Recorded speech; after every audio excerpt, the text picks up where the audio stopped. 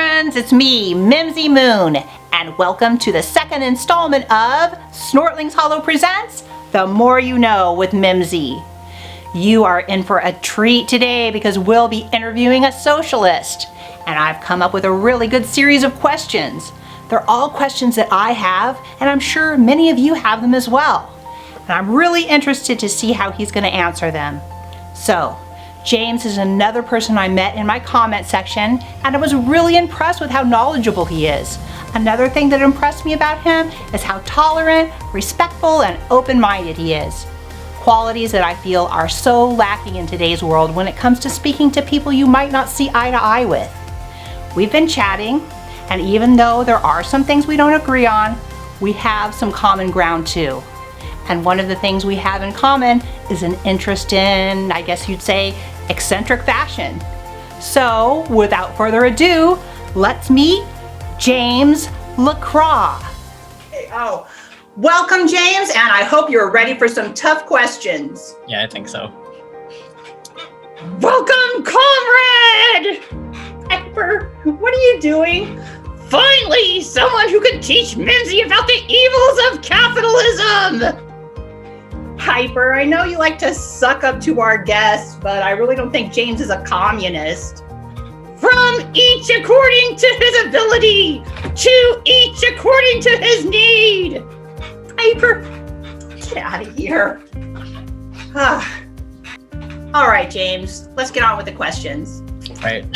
Okay, so for the first question, well, this is more of a statement than a question, but I'm going to tell you what I think most conservatives think socialism is. Right. And you can tell me what your view of socialism is. Okay, the state controls the utilities, the transportation, banks, communication, food production, etc. You know, pretty much all the essential industries are controlled by the government. And people are then required to work in their assigned jobs to make these industries function. And then everyone's dished out an equal amount, and everyone has everything paid for, and most things are basically free, but you actually pay for them with your freedom. And then there's like another kind of socialism that I believe is what is being referred to as democratic socialism, wherein we still live in a capitalist or free market society, but we tax the hell out of everyone, especially the rich, to give it to the poor. So, and everyone can be like equal regardless of whether or not they work hard and make good choices. But the people who do work hard and make good choices really aren't that much better off, so there's therefore an inevitable decline in motivation and innovation. And since people have nothing to strive towards, they end up bored, lazy, and spiritually bankrupt, and then they start lashing out on society. So, wow, that's extreme. That last part.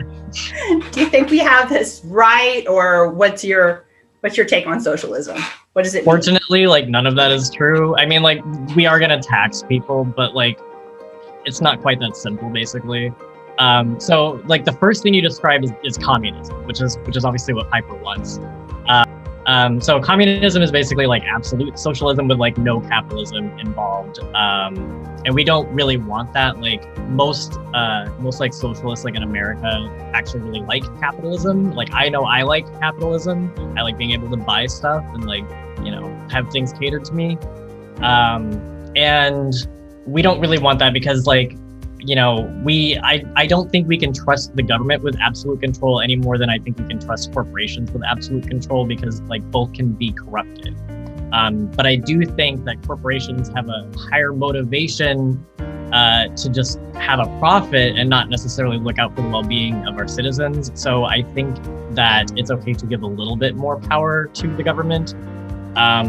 So that would pretty much be like the difference between that and like the original thing you said. But the second thing you said is like it's at least closer, but it's still off because we're not going to tax everybody. We're mostly just going to tax like the top earners. And the truth is that you can tax them quite a bit before they actually are not making like a substantially more amount of money than like regular people are. I think people have a hard time like grasping how much money like we're talking about these people having. Like even like $1 billion is like 100,000 times somebody who's got a salary of $100,000. So it's like, it's a lot of money. So like, they'll still be like way richer than everybody else. They'll just like not have way more money than anybody could ever spend in a lifetime, just being like hoarded somewhere, basically. And then the biggest thing is that we don't want everyone to have like an equal outcome, because like that's unrealistic.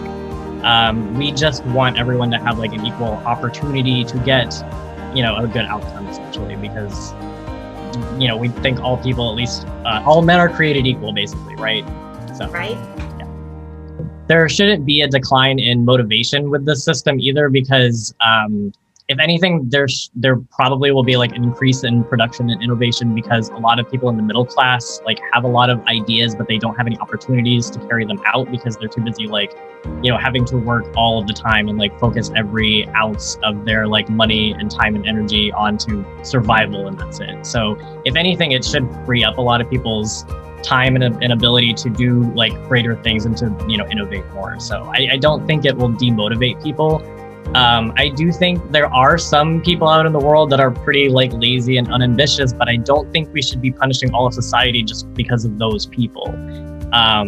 And I also think there may be other underlying causes behind that. Like maybe it's more than just they're lazy. Maybe there's something about them that is not being like a need that is not being met, like mental health or something like that, which is often the case, I think. But yeah, I guarantee that if you go around and you ask like a bunch of poor people like what kinds of ideas they have, like they would have a lot to say, but they obviously just don't have the resources to carry any of that out. So. Okay, well, thanks for clearing some things up for me. Well said. Thank you. All right. And it certainly would be nice to have time to pursue my creative endeavors. All right, on to the next question. Do you consider yourself a socialist? Why or why not? I consider myself pro-socialist, but I don't really call myself a socialist because I feel like so many people interpret that different ways that like I feel like if the label doesn't clearly communicate what I think, then it's not really useful. If I were going to call myself, I would call myself pro-socialist or a social democrat. Okay, thank you. So next question. What is the difference between a democratic socialist and a social democrat? There is definitely like some overlap, and I think people nowadays like really use them interchangeably, which like I guess it's fine, but it's not completely accurate. Basically, like a social democrat is we still believe in capitalism, and we just think that socialist programs are meant to support capitalism, not replace it. And we're obviously still very pro-democracy. It's the Democrat part. But the democratic socialist is a lot more like replacing democracy and replacing capitalism. So I mean, I guess you would still be voting for people, but it became like a one-party system because whoever you vote for is still a socialist, essentially. So that would be like closer to the sort of communist definition, although I don't think it necessarily is the same, but it is still like more replacing capitalism than just like subsidizing it. Okay. Isn't Bernie Sanders a democratic socialist? Do you think what he's calling for is something closer to communism? He is a social democrat. I think he might say democratic socialist, but like I said, people just use them interchangeably nowadays. But in this country, like it would be impossible to be like a democratic socialist because we have a multi-party system. So there'd have to be like a big coup to replace that, you know what I mean? But I don't think that's what Bernie wants. Like Bernie is a social democrat. He still wants democracy and capitalism, but he just wants socialist programs. Okay. So like Keynesian economics is kind of the direction that he wants to go in. All right, great. Next question. I think many conservatives view politicians' socialistic policies as a way to buy votes because, of course, people are going to vote for the guy who's giving away the free money. So what do you think about that? Well, I can't deny that a lot of socialist policies are really popular among voters. Like I think something like 70% of voters do want like Medicare for all and stuff like that. Unfortunately, the DNC doesn't work that way. And popularity doesn't matter as much as like who they want to pick as the primary candidate.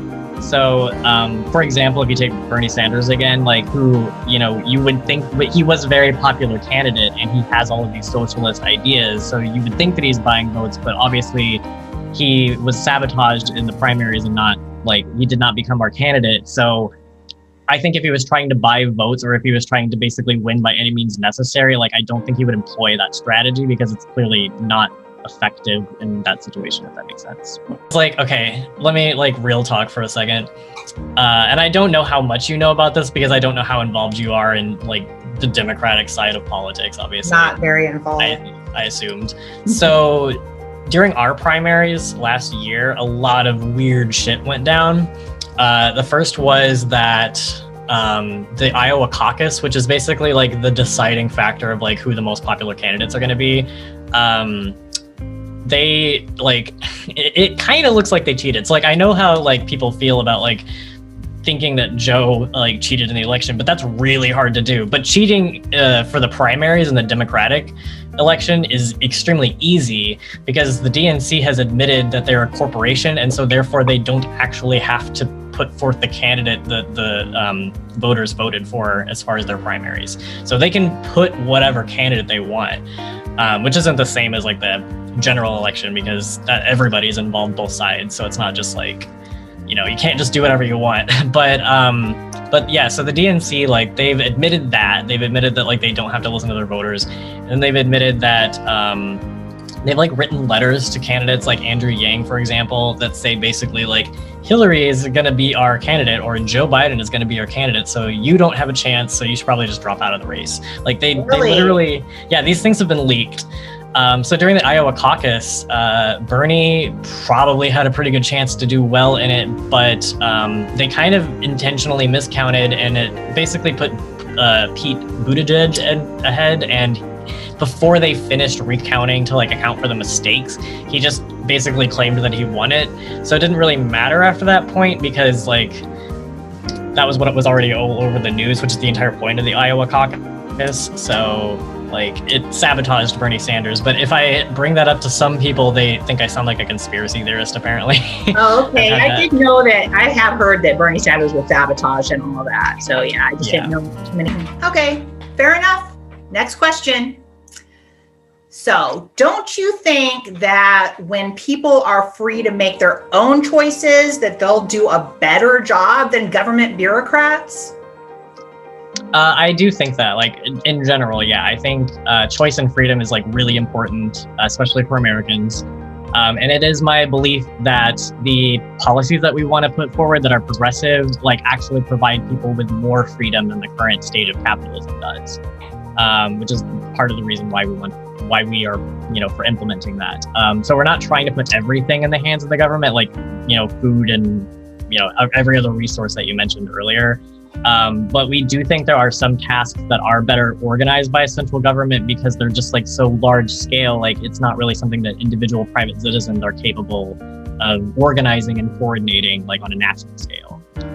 For example, the military is obviously something that's better meant as a national government agency and not private militias that we hire personally as individuals. Even though we would be making a choice then, you know what I mean? Okay, well, as a conservative, I'm all about more freedom, so I really like that part. So thank you. And next question. So I am not at all opposed if some people want to create a socialist or even a communist community, or if individual businesses want to run themselves this way. And it actually sounds kind of cool. Maybe I'd want to join up and see how it is. But can you please explain to me what it means for the people to own the means of production? Do you think that the person who put in all the hard work and took all of the risks to open a business should just share it equally with all of their employees? Then what would be the motivation for entrepreneurship? And also, how would you remove ownership of privately owned small businesses from individuals without giving power to the government to institute this through coercion? Right. Well, just to address the last part right away, we aren't going to be removing ownership of private property in the first place. So that is just not a concern at all. So everybody's still allowed to own private businesses and own private property and everything like that. But when we say that we think the workers should control the means of production, it's not that they should own the business that they work for in whole, but back, like a few decades ago, businesses did used to offer stock options to their employees, like in addition to a paycheck, which in addition to being a stake in the company's like overall profits, that also means that employees can like vote on their boards and whatnot, which I think is good because, I think that employees should be able to have a say on the environment that they work in. That only makes sense to me. But it's not that they have like the penultimate say or anything, but they have some say. And then, if there is risk involved, because like if the company doesn't do well, then that means their stocks go down. Then I think that's more incentive for employees to do their best, because like that's how they get good stocks, right? And then the other way that they can like have own the means of production is through unions, which I don't really understand why a lot of people are against them. Like I know some of the arguments against them, but ultimately, like I think unionizing is a good thing, because that way employees can be represented and have like ownership over their own labor, which I feel like everyone is entitled to, like including, obviously business owners, right? So those are ways that they can own the means of production without like owning the private company itself, or like having the government own the private company. I do think that business owners should be incentivized to help their employees function beyond like the bare minimum. But if they're not, then I think that the bare minimum should be raised from what it is right now, because I don't think it's enough. And I do think that a business at least has a responsibility to not harm society at large by suppressing wages and like quality of life. Okay, very good. Next question. People say that America is already a socialist country, and they point to things like the police, fire department, and the military, and also to the post office and schools. Now, I believe that the government's only job should be to protect people's constitutional and natural rights so they can live their own lives. So the police, fire department, and the military are all valid government programs. But I think things like the post office and schools benefit from free market competition. Like how the post office used to suck until FedEx came in and gave them like a run for their money. So do you think the government should have a bigger or smaller hand in providing our necessities? I do want to mention first that it's completely true that we are technically already a socialist country, because I feel like that's an important thing to help people grasp like what we're saying, instead of like trying to, instead of people assuming that we're going into communism. Because we do have all these socialist programs that you mentioned. So we're just trying to expand them, not like replace every industry with them. So we do think that the government should have a slightly bigger role in like certain programs, but again, they don't have to replace them. And we're not saying that you can't have free market competition in addition to like certain programs. Like, for example, like nobody's trying to shut down FedEx or private schools or anything like that. Those are completely like fine to exist. I don't really want to go into all the post office stuff, honestly. Let's see. All right, so I'm completely fine with having like competitive courier companies, for example. If people want to use FedEx instead, like I don't think that hurts anything. And I think there's still like room for private alternatives to certain government services when it makes sense. But I do think it's not logical in every situation. Like I said before, and I think like you're saying too, it wouldn't be logical to have like a private military company or like a private police company, right? And I think there's maybe the only thing that I think we should put in that category is healthcare. And everything else, like it's fine if there's more competition to it, honestly. Like. Okay, good answer.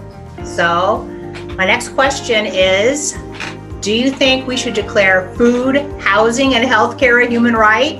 And what about the internet? And would this necessitate the government stepping in to run these things? I'm not completely sure how I want to position myself on that, because I feel like saying things like food and housing should be a human right comes off like we think that the government should control those programs, and they should, we don't want private food companies, but that's not true, because there's so much more variety when you have a private, when you have just businesses that sell food instead of the government being the only provider of food. That's how you get bread lines. So we still want competition and like all the choice for that. So even though I do think access to those things are a human right, because like if you're going to say that like our inalienable rights are life, liberty, and the pursuit of happiness, like I feel like things that are required to live are part of life. So I feel like things that are like necessities for survival are human rights, but I don't think we should just be handed them. I'm just saying we should have access to them, essentially. But anyway, to continue on, I don't think the government should run food and housing, but I would like to see maybe a program developed where like some of the wasted food or like the empty houses in our country can, you know, be at least either given to some people who don't have it, or, you know, made a lot cheaper and more accessible, because we have like a huge amount of wasted food in the country, just like it happens all the time from the agricultural industries. And we also have like a ton of houses that are just like, they've been built and they've never sold, and they just sit on the market and they're just like rotting away, you know.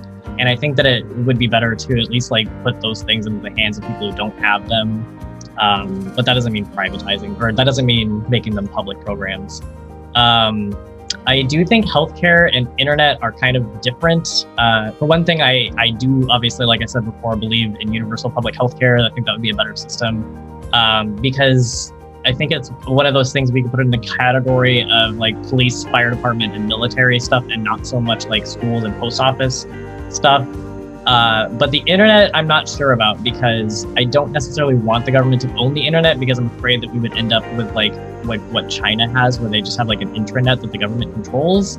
But on the other hand, when it's completely left up to the private sector, then you get situations like Twitter banning the president or people who are conservative, because they're allowed to do that. They're a private company.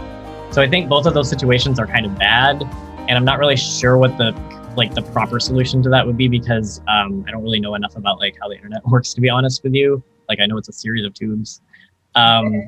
But I don't think private companies should be allowed to like throttle the internet or withhold it from people in this current day and age, because like I do think it is necessary to function in the world right now. So I'm not sure exactly how to solve that, but that's pretty much the one thing that is not an easy answer, I guess. Well, none of these things are easy answers, but you know what I mean. All right, good answer. I don't expect you to have all the answers to everything. I try. All right, next question. Do you feel that state-run healthcare would be of a lower quality than privately owned healthcare due to the lack of competition and general bureaucratic failure? Because I've heard it said that it can take months to see your doctor in Canada, and Canadians often come to America to pay for better healthcare. So I don't think that's the case. I understand that like Canada has like abnormally long wait times, but I feel like that's just one country, and that's always the country that people go to when they're trying to make a point about, healthcare quality. They always use Canada as an example. But I like most countries, like first world countries, have like a mixed system, and their wait times are roughly the same as ours, even though ours is considered a private system. So clearly like that doesn't have that big of an impact. And there are other like countries that have public healthcare, and they do have slightly longer wait times than us, but it's only for things that are like elective treatments or like specialists, not for like emergencies. Like if your arm is like broken, like they're not gonna be like, all right, well, we'll see you in like 3 months. Like you get to go into the ER like right away. But I think what people are not taking into account when it comes to like those longer wait times is that about 10% of Americans like never go to the doctor at all because they can't afford to, period. And so if you take out a tenth of people in line, then you're going to have a shorter line. So it's going to take less time to get to everybody. But that doesn't make it better, because that just means that you have some people getting seen faster, but it's at the expense of other people who like need it just as much, but they can't afford it. So therefore they just don't get it. As for quality, like if you look across the board, the data shows that like overall, like our healthcare level is like average compared to other countries, other developed countries anyway. So it's like, it's not like worse, but it's not really that much better. Like it's better in some fields and worse in others. And like, that's just kind of how it is. Like everything kind of evens out roughly. Yet our cost for healthcare is like double the average cost for healthcare. So I feel like we're paying more for nothing. And the amount of people that come to America for healthcare is actually like insubstantial. Like it's kind of, there's an entire industry called medical tourism, where it's just like anybody who leaves their country and goes to a different country to get healthcare would be considered this. And it really like spans across every country. Like everybody from every other country goes to other countries, not necessarily America, to get healthcare. Like it's just a thing that happens often. The amount, the data from like a few years ago shows that like the amount of people that came into America from every other country combined for like a year was 350,000 people, which sounds like a lot, but the amount of Americans that left the US and went to other countries to get healthcare was 800,000. And they estimated that like this year it would probably go up to like 1 million, but we obviously don't know anymore because of the pandemic, so nobody left the country. Yeah, essentially, like you can see that the idea that like everybody is like fighting to get into the US because their healthcare is so much better is actually like a myth, unfortunately. It's really just average. So some people do come here to get faster treatment because they have a lot of money and they can afford to pay our private practitioners. But a lot of people in America leave the country to get it elsewhere because they don't have money and it's cheaper. And the quality is pretty much the same, like overall in the end. So I think that in a universal system, everything would be a lot more simplified. And I feel like that would actually save people a lot of money and like right off the bat, because you wouldn't have to be paying like middlemen and like so much administration fees, which is where a lot of our extra like cost comes from essentially. And if you think about it, like having health insurance like privately doesn't save you money, because if insurance actually saved you money, they would never make a profit. So they only profit because people are paying more into the system than they need to for like it's more than whenever they inevitably take out a claim and, you know, they have to pay that, because yeah, if they didn't, then they wouldn't make a profit. I also did want to mention that part of the reason why we have issues when we have a mixed, like when we have both a public healthcare option and private healthcare options, is that private healthcare companies tend to take their like worst and sickest patients and drop them because it's too expensive to care for them, and then the public healthcare system ends up having to pick that up. So that burdens the public healthcare system more than it should be burdened. And if that were not the case, then it would be a lot better, like all around actually, and cheaper. So wow, that's actually given me a lot to think about. And I actually happen to be one of those people who doesn't go to see a doctor because I can't afford it. I was too, until I was on state insurance, so yay. Well, I guess I should be more open to suggestions, because I don't have the answers to how I would be seen by a doctor if I needed to be. So, well, I hope that we do get Medicare for all, or if not that, we at least expand our public healthcare options so that you could get it. But we'll see, I guess. All right. Well, fair enough. Next question. So, how do you feel about universal basic income? I do think it's a good idea. I actually think it's inevitable eventually, because with the direction and like the current pace of technology expanding and advancing, like we're going more and more into automation. I don't know what we're gonna do when like more and more jobs are replaced with like robots and computers and things like that, and like the human resource sector is cut down more and more, and our population is increasing more and more. Like I don't know like what our long-term solution would be otherwise. It has also been shown that having like a UBI has a really big impact on reducing crime and homelessness and improving mental health, and those will reduce our societal costs so much. For example, like the incarceration system and like homeless shelters and other welfare programs, because UBI would be replacing things like food stamps and Section 8 housing and disability income and, you know, anything that can be replaced with it. Not necessarily healthcare, but like, you know, income-based welfare programs. So it would be simplifying things a lot. And Andrew Yang is a really good person to reference right now, because he was like the main person campaigning for that during the election.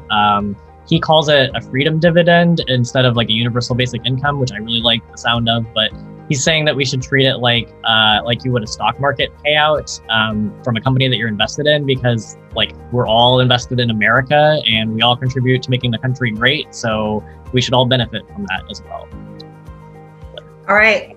Just putting the word freedom in there kind of helps me. I think he knows how to market things. You know how us conservatives feel about the word freedom. Right. I think everybody is entitled to their freedom dividend. Okay, fair enough. Next question. So how are we going to afford this freedom dividend? Are we just going to print money out of thin air? No, although I would like to point out that we actually have basically been printing money out of thin air for everything recently because we have been refusing to take an adequate amount of revenue through taxes on the wealthy to cover like our massive defense budget, for example.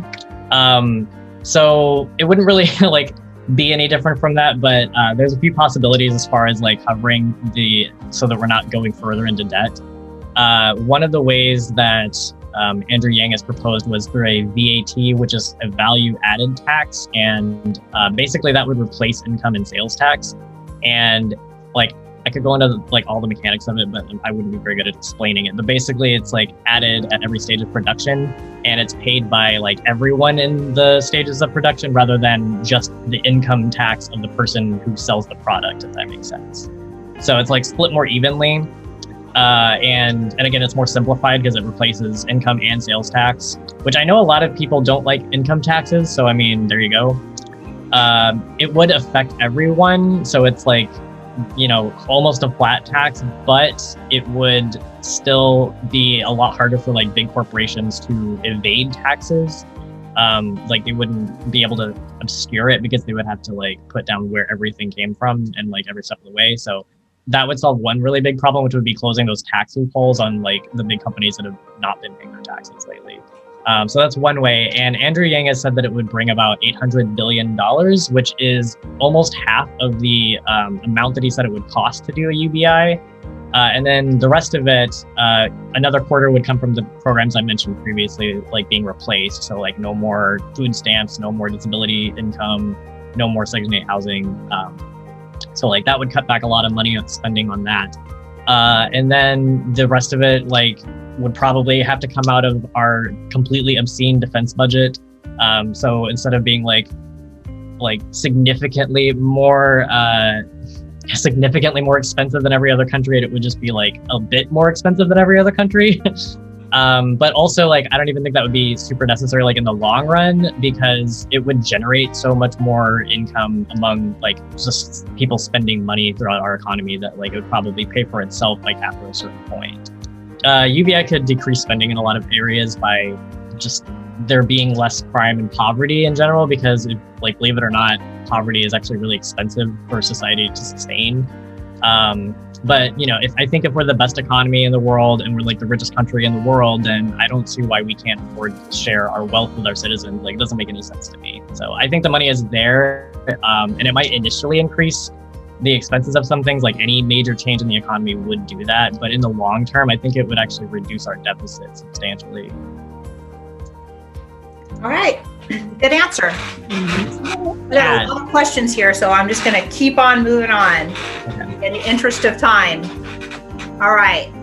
If everyone was just free to do whatever job makes them happy, then who is going to do all the hard and yucky jobs that make America run? Won't the government have to force some people to do them? Well, I guess the question is, why do people do hard and yucky jobs now? Because I have been told by a lot of conservatives that if I don't like my low-paying jobs that I hate going to work for, like, that I should just get a better job because there's supposedly tons of them out there.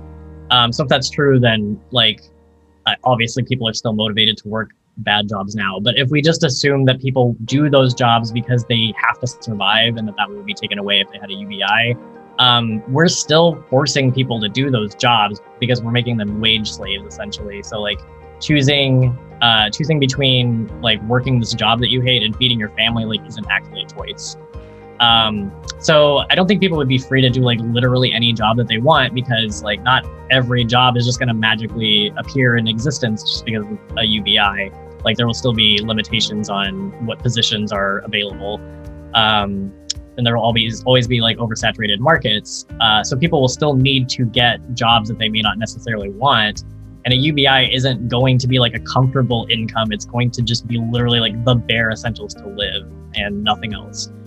So you would still need to subsidize that with work of some sort. But I think essentially like it'll be pretty much the same. Sometimes the only work available is going to be less desirable, but so it'll be like the same as it is now, except that people aren't like starving and like buried in debt because of it. So, and I think if we're worried about people not wanting to take certain jobs because they're bad, I feel like the solution isn't to force them to do so either through government coercion or wage slavery, but to make those jobs less terrible. So that could include things like, paying people more for those jobs, making the environment of that occupation more positive and enjoyable, which can be done any number of ways. And it would also make companies motivated to invest in their employees, like in their happiness and their well-being a lot more. And that way they would have to spend their massive income on that instead of putting it into like tax havens offshore. And a lot of those jobs are undesirable because they're hazardous, like a lot of major like utility jobs, for example.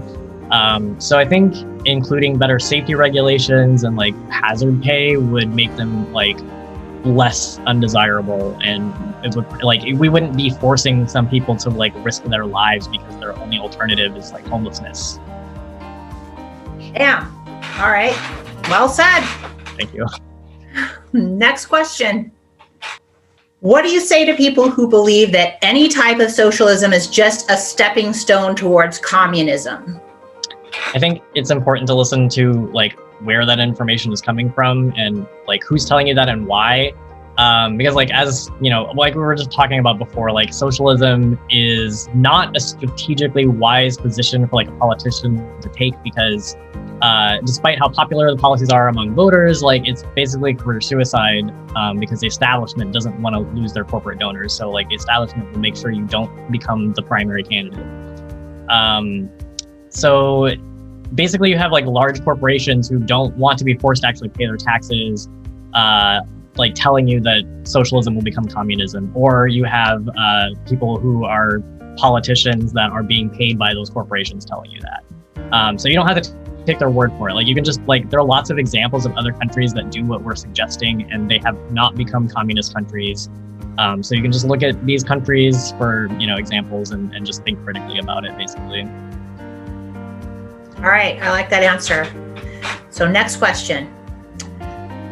Of course, any type of socialism invariably requires the government to raise our taxes. So how do you justify people who choose not to go to college paying for other people's college tuitions, or people who are working very hard paying for those who don't? I think that's a pretty easy question to answer, actually. The fact is that just because you didn't go to college doesn't mean you don't benefit from other people going to college. Because, for example, your doctor went to college, your dentist went to college, your daughter's high school teacher went to college. Basically, we want more professionals like in our society, not less. So if we want more of them, then it makes sense for some of our tax dollars to go to creating more professionals in our society. And like, your taxes and my taxes would probably not go up very much, if at all, because we could really afford a surprising amount before we have to start raising taxes on the lower and middle class, if we just close tax loopholes on the like ultra wealthy and on like the billion-dollar corporations. So there's that too. Like, it's not going to affect you and me as much as it's going to affect the people at the top, who will barely even notice anyway, because they'll still have substantially more money than you or I will ever see.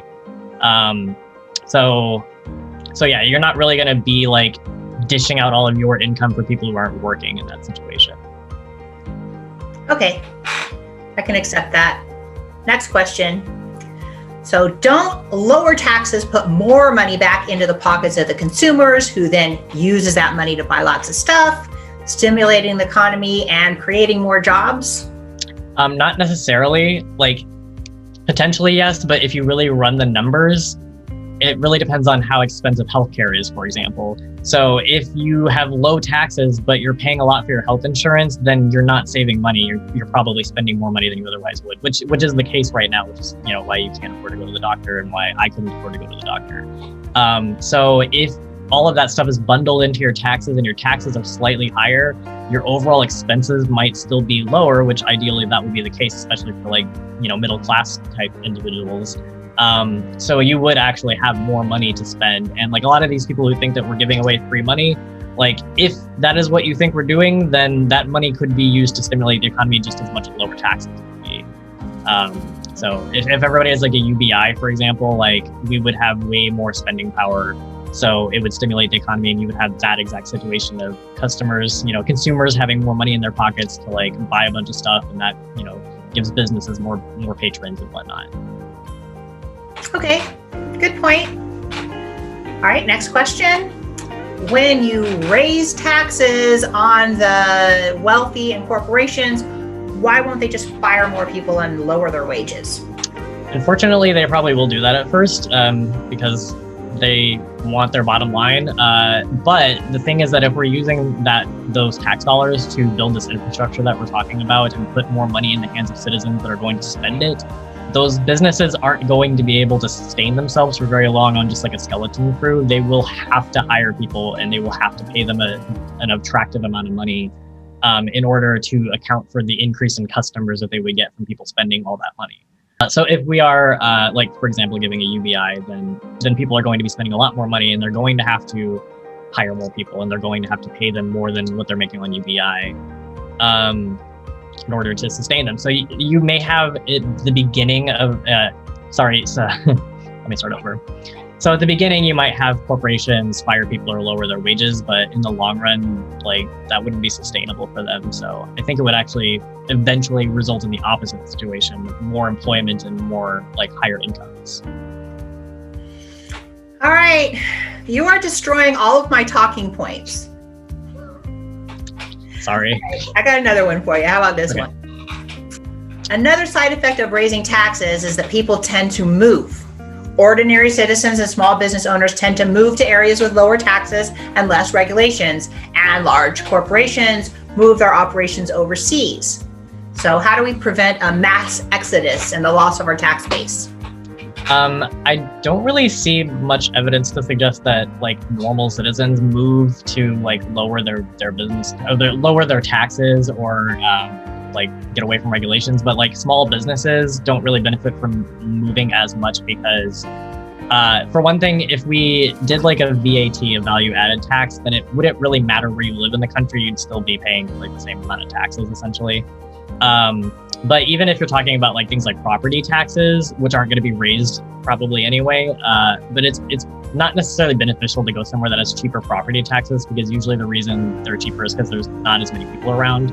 And usually like a small business would want foot traffic. So it wouldn't really benefit them to do that. But when it comes to corporations, I do think outsourcing is a huge problem, and I do think that is a risk. However, I know Trump has been very pro-tariff, which I also agree with him on. So I feel like that's like a good solution, honestly. Like the tariffs could stop corporations from outsourcing, and they won't necessarily like. Sorry, I lost my train of thought again.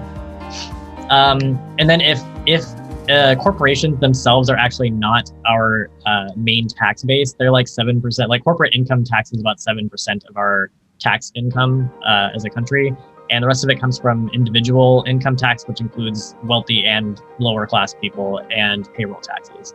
So yeah, I don't feel like they should be able to, that's the problem, is that they're not paying their taxes. So if they paid their taxes, it would be a lot more than 7%. But yeah, so I just think we need to disincentivize them from leaving the country by putting tariffs on. And I don't think like all the wealthy people are going to move out of the country, because they're just going to be moving to countries that have higher taxes than we do anyway. So I just want to clarify something for our listeners.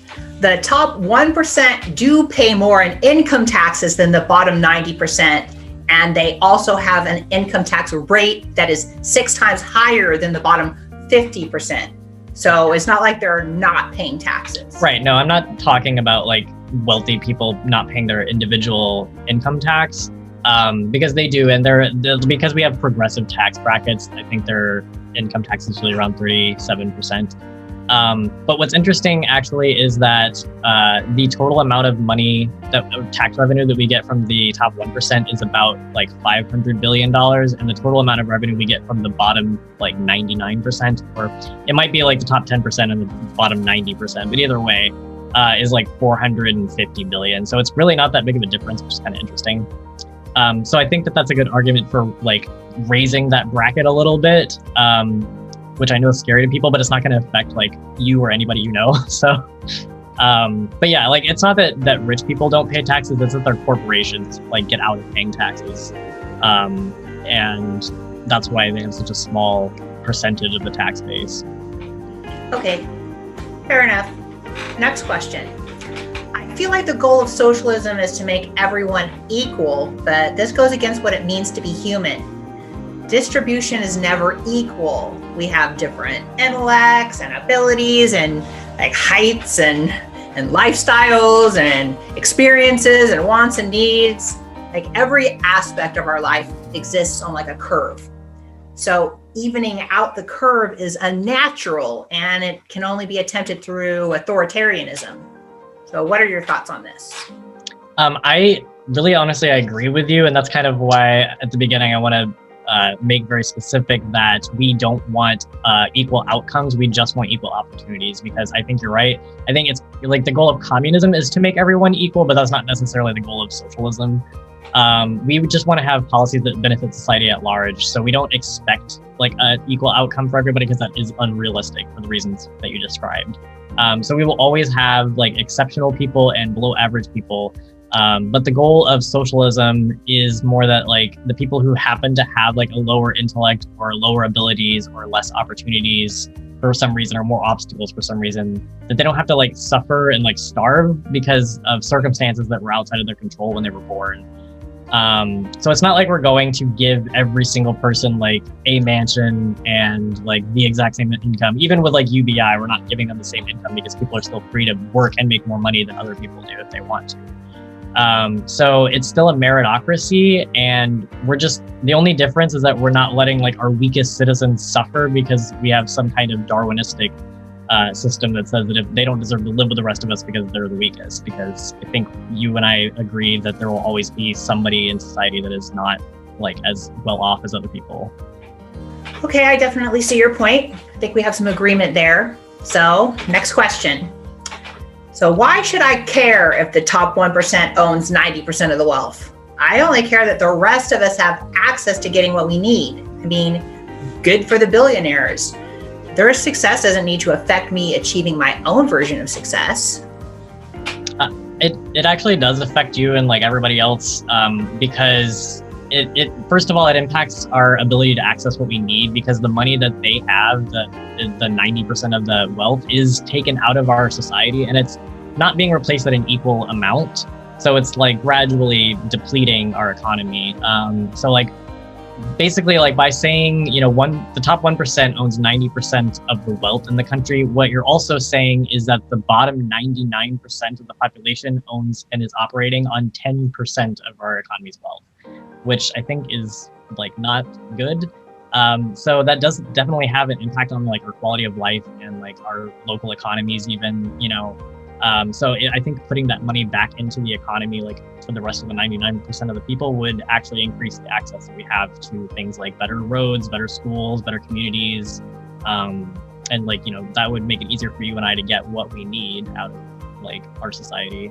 Additionally, if you think about it, like that model where you have a very small percentage of the population that has almost all of the country's money, that is honestly a lot like what communism looks like, because you have like the top government has all of the money and they just kind of give out like a pittance to everybody else, you know, like, so I think that's unattractive in either scenario. I actually never thought of it that way. All right. Scary. Yeah. All right, next question. Are you for raising the minimum wage? And if so, how do you expect small businesses to handle the extra expense when it's so hard to keep their head above water as it is? Don't they necessarily have to fire employees and then raise prices?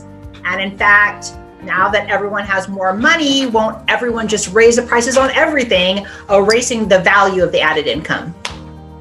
I do think, first of all, I do think that we should raise the minimum wage, yeah, because I feel like it should keep up with the increased production and increased inflation of our society in general. It hasn't been raised in like decades, and those things have still increased. And I do think small businesses would be impacted at first, and I think that's a problem. But I think it's fairly easy to address, because like we could just subsidize them to a certain point, because in the long run they will see an increase of profit rather than having trouble keeping up with it because they'll have far more people coming into their business that have spending money. So therefore they'll have more patrons, they can make more income, and they'll be able to afford to pay their employees more that way. Up until that point, I think all we would need to do is subsidize them a little bit with some grants or, any kind of federal help, which I think we could get from the 90% of income that the 1% has, for example. And as for like the increasing prices argument, the thing is that labor is like only a fraction of the cost of like the actual final cost of a product. So it's not like a 1-to-1 ratio that like if you increase wages, then the product also increases by the same amount, because the raw materials still cost the same amount of money and like a lot of other things don't change. So it's really just wages. So it might increase prices a tiny bit, but it wouldn't be enough to cancel out that extra income that people have. So, and I do think that if like prices are going up and like small businesses are more comfortable charging more money because people have more money to spend, like you said, then that sounds like good news for small businesses because then they get more money. So, and I want them to. Okay. All right. I get it. So moving on. Rich people employ thousands of people and improve the lives of people all over the world. So don't you think that allowing them to keep their money and continue to grow, employing even more people and creating even better things that improve the lives of more people is a way better use of that capital than taking it from them and therefore actually reducing its impact on the world in the long run? I mean, I think it basically works like almost the opposite of that. I don't really think that rich people improve lives that much, to be honest. Like, a lot of the time when they get more money, they don't use it to like better the lives of their employees. They actually end up laying off their employees or closing down like businesses because they can maximize their profits that way. So I feel like they're still taking that money out of the economy and they're not putting it back at the same rate. And I've learned that, so there's like Friedman economics, which is around the Reagan era. And that basically is the attitude for corporations that the only thing that matters is their shareholders, which means their profit as the bottom line. But before that, we used to have the concept of stakeholders is what you should be focusing on. And stakeholders included your employees and the community that you are in and the country that your business is founded in, and everybody else who's involved in the fact that your business exists, the customers as well, obviously. And focusing on all of those things instead of just stakeholders or just shareholders would create that effect that you're talking about. But because right now it's only like bottom line, that doesn't really happen. So really we just see like rich corporations, like I said, laying people off, not raising their wages or doing any of those things to improve people's lives. So so I feel like right now it's like a high score game, and it's not really like about trying to make a better company and a better product, because honestly, like despite the fact that a lot of companies are making a lot more money, I feel like a lot of products are actually being like made cheaper and lower quality than they used to be. For example, like fast fashion, like clothes are like practically made out of plastic now. And there's like a lot of other examples of things I could think of that I'm just like, well, this used to be nice, but I guess I can't find a nice one anymore. Okay, I see your point, and you're really good at this. Thank you. All right, next question. Don't you feel that simply handing someone a check deprives them of the pride of accomplishment and instead makes them feel incapable and hurts them spiritually? Not really. I mean, I guess like everybody would respond to something like that differently. So I think it's really contextual. Like, I mean, I don't know if people feel like incapable and unaccomplished when they have like a trust fund or if they get an inheritance or if they win the lottery. So I'm sure like maybe sometimes they do, but on the other hand, there might be situations where they just feel like a big sense of relief and freedom. And I don't think that like you or other people would agree that we should get rid of like inheritances and lotteries because they have that effect on people. So we're not going to make everything like super easy for everybody so you don't have to work or anything like that. We're just trying to make it to where you have the freedom to focus on other things other than spending like every ounce of your energy and your time on survival or nothing else. Okay, I see your point. Next question. As a hard work is good for the soul type of person, I find some of this socialism stuff a little hard to digest. I mean, I don't want to rely on the government for my survival. I believe that a government that is big enough to give us everything we want is powerful enough to take it away. The government could simply withhold our UBI checks if we didn't comply with what they tell us to do and say and think.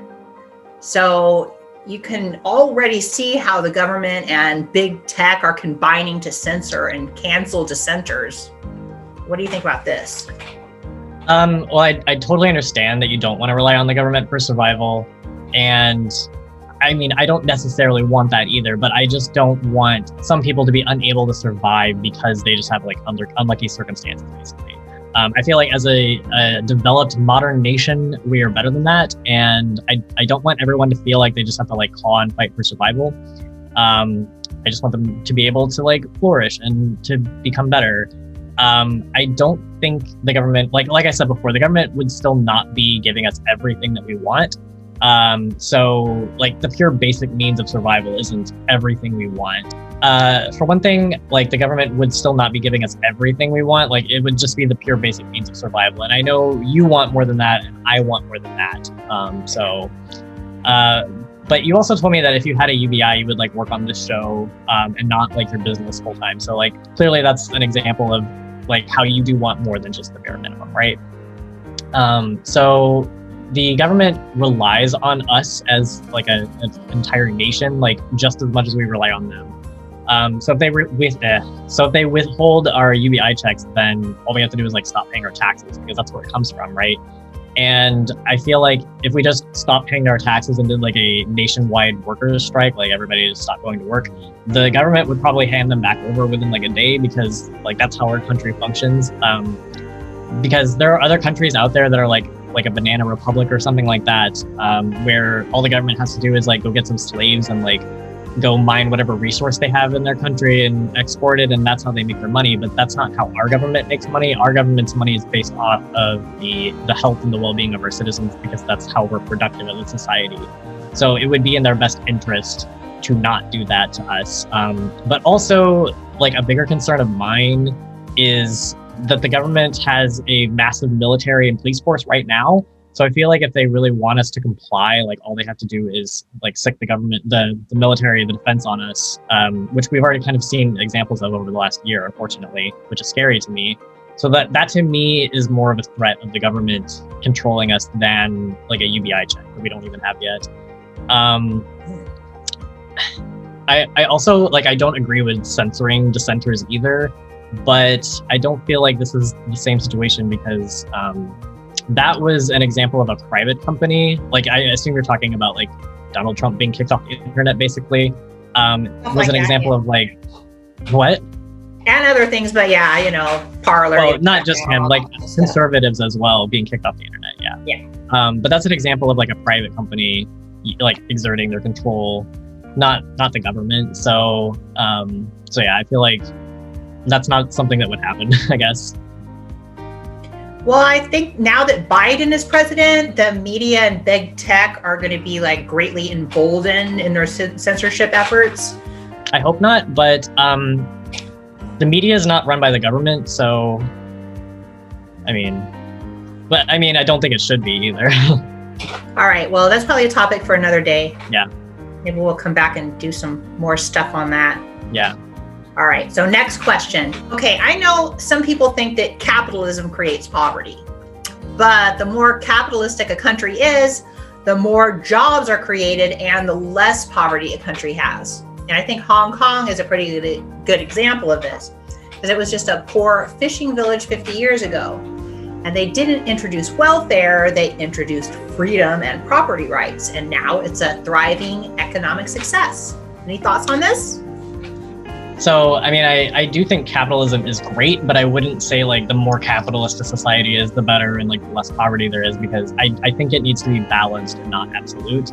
And I think it's really interesting to use Hong Kong as an example, actually, because they actually have a really high poverty rate. It's double that of the US. Like I think US was like 10% recently, and theirs is 20%, which is pretty high. And also pollution is like a huge problem there. Like it's a really serious issue there. So currently the government is actually having to step in and implement programs like they're raising their minimum wage, and they are giving, like, I don't know the exact circumstances, but they are giving cash payments to certain families that qualify for it. And they're also regulating factories on pollution output and stuff like that. So they're trying to reverse those things. So I think it's actually a better example of how rampant, unchecked capitalism can become unsustainable unless the government does step in and provide some aid and some regulation to stabilize it. Damn, touche. You just shot that down. Okay, fair enough. Well, we have a lot more questions here. So next question. Now, I think the most socialist and communist countries is where you find the greatest instances of poverty. And capitalism has raised more people from poverty than any other system in the world. And worldwide poverty is the lowest it's ever been due to more countries implementing capitalism. So why then would Americans want to take a chance on socialism? Well, I think just to reiterate from way earlier, like we're not necessarily taking a chance on anything. We're just kind of increasing something that we already have. So we're not replacing capitalism with socialism because, you know, we don't want to become a communist nation, because I actually agree with you that communism leads to terrible like outcomes in terms of quality of life. So capitalism can benefit in that way. It just needs to be, you know, like kept in check. So again, if you take Hong Kong as an example of one of the most capitalistic countries, which, you know, we both just agreed on, their poor actually have a really low standard of living compared to like the poor people in America, or like other developed nations as well. So it's like substantially worse than ours. And like if you look at other first world countries, like a lot of them they have capitalism and socialist programs. So that's what all we're trying to emulate. We don't need to like take a chance on anything. We're just going to be kind of expanding stuff that we already are doing. In fact, a lot of the things, if we go back to like Keynesian economics, will just be things that we used to do back in the 50s, basically. So, but I agree with you that communism leads to very low quality of life. So, all right. Well, I'm very relieved that we agree on that. I am. Unfortunately, Piper doesn't, but I know. What's up with that? All right. So next question. Okay, what would you say to someone like me who believes that the welfare state actually keeps people in poverty? Because when you create a system that revolves around serving someone, it's in that system's interest to always have someone to serve. Like if the government was to solve the people's problems, they wouldn't need them anymore. Removing government handouts actually frees people to become creators of their own destiny. So you don't raise people out of poverty just by handing them a check. Do you agree or disagree on this? Well, there's a few things that I do agree on. For example, like I do think that the welfare state as it is now does keep people in poverty a lot, but not for that reason exactly. I don't think it's because the government needs more people to serve. I think it's because corporations benefit from it. And again, corporations are lobbying the government. So like basically corporations are able to keep their wages really suppressed and then just have the government pick up the slack and pay for welfare for their employees, which benefits them. And that's more likely the reason why you see the perpetuation of welfare happening. Like, for example, you can look at the statistics of the amount of like Walmart employees that have to have food stamps because Walmart doesn't pay them enough. And like, wouldn't it be better if their job just paid them enough money to buy food? But I do think that even if like everybody got all their needs met, we would still need a government because they provide a lot more than just welfare. Obviously, they provide, you know, the military, the defense, obviously. They provide city planning and international relations with each other, like other countries, I mean. And police force and the mail and you know, there's lots and lots of programs that would still exist even if like nobody needed welfare anymore. So, and I do think as far as like giving someone a check is concerned, like I think it's kind of a simplification, I guess. Like I don't think handing a poor person like one single check for like, I mean, unless it's like $100,000, maybe that would raise somebody out of poverty. But I don't think handing them like one check one time is going to really fix anything. But I do think that a universal basic income, like based on all the data and like the tests, would actually raise a huge amount of people out of poverty. But yeah. Well, you just got a smart ass answer for everything, don't you? All right. All right, next question. Okay, so what you want to do, long story short, is to raise taxes on the wealthy to pay for programs for the poor. And I know when I was a young single mother, I was provided with many programs. I got free money, free medical for me and my kids. I got free food, free daycare. They offered free training programs and scholarships. And I didn't even take advantage of all the free stuff that was offered because I didn't appreciate it. I just felt like entitled to it. So what more do you propose that we do for people? Well, I would say I actually don't think a lot of people nowadays really get all of those programs. So I'm not sure like what the differences are per state and whatnot, but I do know that a lot of people that I know that were probably in the same situation you were in did not get a lot of those programs. And I think it actually would have been good if they did. We don't necessarily just want to like raise taxes on the wealthy to pay for things from the poor, but we do at least want the wealthy to pay their taxes, or like corporations to pay their taxes, so that we can provide programs for all of society. Just to clarify on that point, I guess. But yeah, so, and I mean, I know you say that you didn't like appreciate having those programs, but you did eventually get motivated to like get up on your own 2 feet, I think. So it didn't stop you, but I assume if they did, then you would still be taking advantage of them now. But right now you don't need them anymore. Am I right? Right. So I think that that's a good example of how you were elevated to the point where you didn't need them anymore. And I kind of just want that to happen for other people as well. So. Well, the reason I got off of them is because I moved from California to Texas, and I didn't even realize that they don't have a general welfare program here. Oh, I was curious about that.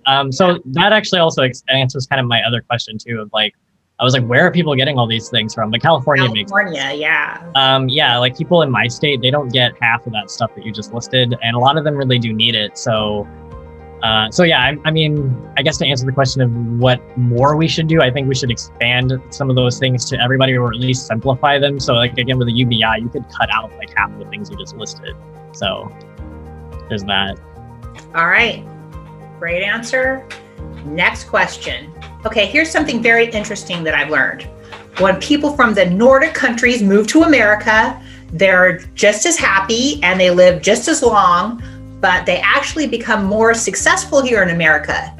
In fact, many ambitious Swedes, Norwegians, and Danes move to America for a greater level of success than they can achieve where they're from. So what do you think about this?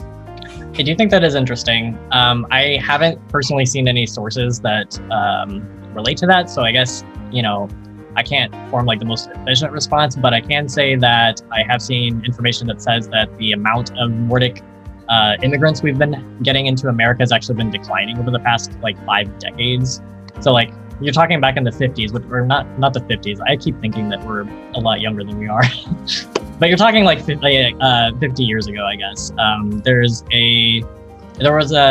probably a lot of like a different economy at the time, but it's been gradually, the amount of Nords coming here has been gradually decreasing ever since then. And I think there's any number of reasons why like somebody might be more successful in a different country. Like we have a lot of people who move out of this country to go to other countries for the same reason. And I learned, because I recently went to India last year, through their visa process, they have to be really, really stringent on Americans, because they've had so many Americans like go to their country on a visa and then just stay there like illegally, because with having American money there, like you can kind of live really well. So a lot of people would do that to kind of like take advantage of being considered the more wealthy person in that economy. And I don't think that means that India is like a better place to live than America, even though people do like move there to become more successful, I guess. So. Okay. Yeah, a few articles that I read have said that Nordic Americans have a 55% higher standard of living here than they had in their countries. But yeah, I mean, that is interesting. I would still want to look at where that comes from. But yeah, like apparently the amount of Nordic immigrants has been decreasing. So the ones that do have that higher standard of living, they might already have a lot of money to invest into a business. And if it's less regulated, then yeah, they probably already make more money here. Yeah, I think it has to do with their work ethic. That could be. Yeah, they're just like a naturally happy, healthy, hardworking people, because it's just the way they were brought up. Well, it's not just the way they were brought up, though. I would argue it's also the fact that their society is like a lot of the things that I'm proposing that we should have, and it's raised their happiness index significantly. Yeah. But then they're happy when they come here too. What? But then they're happy when they come here too. Well, yeah, but they were lower their happiness index. They already have money though. They're not like coming here in poverty. That's true. Money helps. I know. There's lots of variables there. Right. So we're just going to go on to the next question. Okay. All right. There is a problem with what I see in our current capitalistic society. And the words that come to mind are crony capitalism and plutocracy. And I feel like our citizens are being controlled by the wealthy elites and corporations who are affecting public policies in their favor. And I'm all about liberty and freedom, and this is control and coercion. So what are your proposed solutions to this?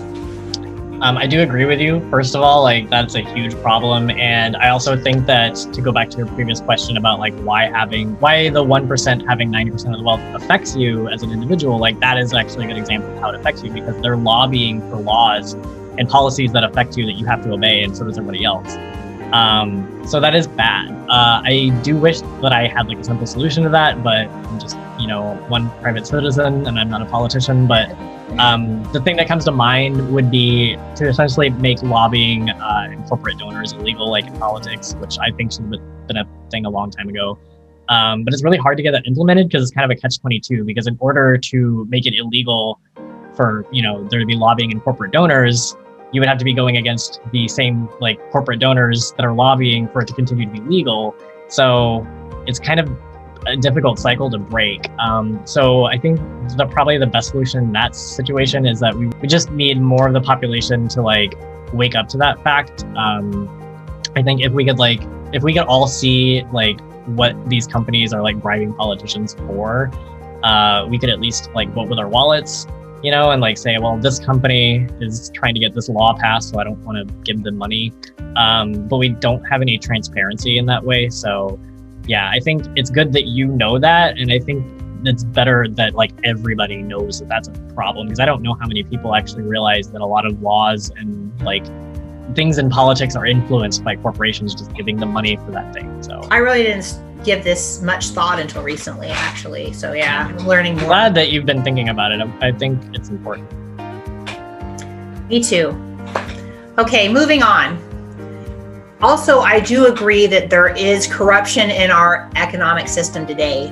And considering that the government's one job should be to protect the rights of its citizens, I would say that the problem here is not capitalism itself, but rather that our government isn't doing its job. It seems to me that the politicians are instead acting in the interest of billionaires and corporations because they're being like lobbied and bought off. So does social democracy address this issue? That's something that I really wish more people would bring up, but I don't hear often. And unfortunately, I don't really have like a simple answer to that, because there's not like any one particular social democrat policy that addresses that. Probably because we're one of the few countries that really has a big issue with that, I think. First world anyway.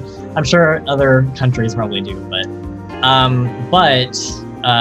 for example, like Bernie Sanders was really against corporate donations and was like really trying to make it not only illegal for there to be like lobbying and corporate donors, but he wouldn't accept them himself either. Unfortunately, like I feel like it's kind of the responsibility is kind of split two ways though, because like it is the fault of the government for accepting the corporate donors, but it's also the fault of corporations for continuing to give them to them. So I'm not trying to say that like the government is like an outstanding beacon of goodness and morality. Like I think we need a lot of systemic change in the government as well. So it is reasonable to also blame them for accepting lobbying and things like that. And unfortunately, like I said, I don't have like a simple solution. I just think we need politicians that have more integrity, I guess, which is really hard to find. So yeah, drain the swamp. All right, I agree. So next question. Another problem I see with our current economic system is the high cost of living. So many problems could be solved if college, health insurance, and housing were actually affordable. Do you see a free market solution to this, or must we necessarily have to turn to socialism? Well, I do think that like universal and socialized healthcare is the best solution to health insurance personally, and mostly because of the reasons that I gave you before about how private insurers will just knock people off and overburden the system. But if you want an example of a non-socialist solution to that, there's Switzerland, which I know a lot of conservatives like to reference as a good example of a privatized healthcare system that works. They actually have a lot of regulations, and so they have like, for example, you're not allowed to make a profit as a health insurance company there. And then there's a bunch of other regulations as well. So that does actually work for them, but unfortunately it's not free market. Obviously, like regulation is kind of the opposite of free market. So I don't see a non-regulation, I don't see a free market non-socialist solution, but regulation isn't technically socialism, so you can regulate these industries and therefore not necessarily mean socialism as much. So, I mean, for example, with like college and making housing affordable and stuff like that, the only way to really do that without taking it out of the private sector and putting it completely into the government's hands would be through regulation, which isn't, like I said, it's not free market, but it's at least not socialism. So, and I kind of think for some things that's better, and for other things, I still think obviously they should be socialized. But I mean, I would be okay with us having a system like Switzerland where we have a fully privatized healthcare insurance program, as long as it was regulated like that, so that it didn't exploit people. And then same thing with like college and housing, which I don't think should become completely like government-owned industry. Like I would prefer to have selection in terms of like, college and housing, especially houses. I mean, you definitely don't want like government real estate agents, but college, like I could see having like more community colleges, which are state owned, but also more private colleges. It's fine with me. So a couple ideas that I could pitch out would be like allocating some of the tax dollars that we get from closing the tax loopholes towards making more community colleges, and also like as far as housing, there's a lot of like foreclosed houses that are owned by banks that are literally just sitting around and like nobody is buying them, and they're just like I said, they're just deteriorating. And I feel like that's a waste of resources. So I feel like if we could like seize those like publicly essentially and allow them to be sold on a market for a much lower price, like I feel like that would actually solve a lot of the housing issues without necessarily giving someone a free house. Like it still costs money, it just doesn't cost that much money. Okay. So those are some ideas, but like, I mean, obviously it's a complex issue. So there are many solutions. They're not all necessarily socialist, but I don't think you can really get away with it without at least regulation. So I guess. Okay, cool. Next question. All right. So, and from what I've learned, in true capitalism, the government and the free market should be in two separate entities. So in fact, I think some of the problems that people attribute to capitalism are really the fault of government intervention, like in the case of corporate bailouts. But my point is that I believe the government's only job is to defend their citizens' natural and constitutional rights and then to stay out of their way. So does social democracy share in this belief, or does it necessarily require greater government intervention in our lives? The simple answer is yeah, it does, but the more complicated response is like, I agree with you, like corporate bailouts are also definitely the fault of the government. Like, we were discussing before, I definitely think like that's kind of a split issue where it's like the corporations are providing it, but the government is allowing it. So both people are to blame, both systems are to blame.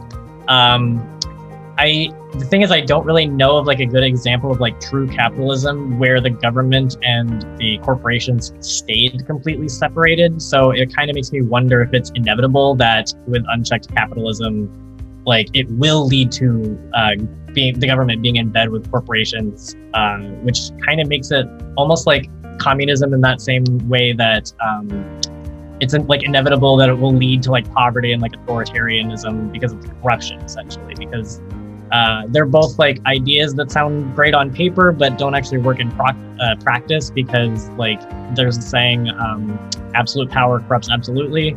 So I feel like that's a problem in either situation. So I don't know if it's possible to have a society where you have like 100% capitalism, but the corporations and the government stay separated. I just feel like it just doesn't work, unfortunately. So we do want more government intervention, but we don't want government control like over everything. Obviously, like we're not authoritarians. What we do want is like more and better government services, because we feel like we're paying our taxes and we want to see better returns for our tax dollars. So like the way I look at it is I want the government to treat me like a client instead of like, you know, somebody that is subservient to them. And I don't want them to stay out of my way either. I just want them to like serve the people of the United States. You know, that's what I think they're there for. So. Okay, another great answer. Thank you. And this brings us to the end of our interview. So, is there anything else you'd like to say to our audience? I mean, I had a lot of fun doing this, and I want to say that I really appreciate the open-mindedness. And you didn't have to give me a platform on your show, so I want to thank you for that.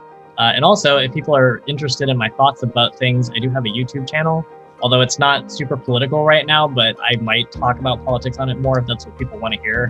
But I still talk about like a lot of different issues and things, and I feel like everything is kind of connected tangentially. So if anybody wants to check that out, the link will be in description, I believe. So for sure, I'll for sure put a link in the description to his YouTube channel. All right, well, he's a smart guy. Thank you. I'm probably gonna have you on here. Smart woman. Oh, probably gonna have you on here again in the future. I would love to be on again, yeah. And maybe if I get a bigger audience, I can put you on my show too. Okay. Yeah. Cool. Right now, That'd it wouldn't awesome. benefit you at all, though. It still could be fun. It would be fun, yeah. Well, all right. Well, this has been very eye-opening, and I thank you so much for speaking with us today. And bye for now. All right. Bye. Bye. So I guess it's pretty clear who won that debate. Me. Nah. I do think I came up with some pretty good questions though, but he sure did have all the answers. And you know, he has given me a lot to think about. I have to admit that conservatives can be very close-minded and resistant to change. And I guess it kind of goes with the name conservative. And we often have that overactive amygdala, which certainly makes us more cautious. And we may be blinded to the need for necessary change in our desire to maintain our values and traditions. So I am making that extra effort to see things from another point of view.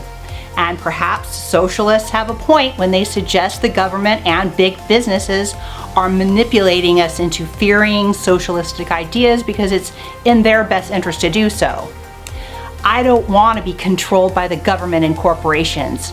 And if there's something out there that could offer us more freedom, liberty, and personal autonomy, I'm willing to listen.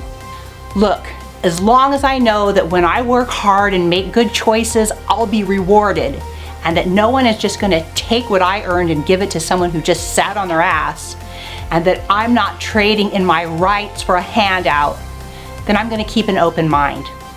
So even though I like much of what I heard here today, you can forget about me calling myself anything with the word socialist or Democrat in it. But I am comfortable with progressive conservative, just like Teddy Roosevelt. And if you could find any way to incorporate some bald eagles, maybe the word patriot into some of your ideas, maybe some more of us could get on board. So, my next show is going to be another regular episode of Adventures in Snortlings Hollow, and I hope I'm going to see you there. And if you like what I'm doing, please like, sub, share, and hit notifications so you won't miss a thing. There are ways to support me in the description below. There's books, merch, and a Patreon. So I'll see you soon. Bye, friends.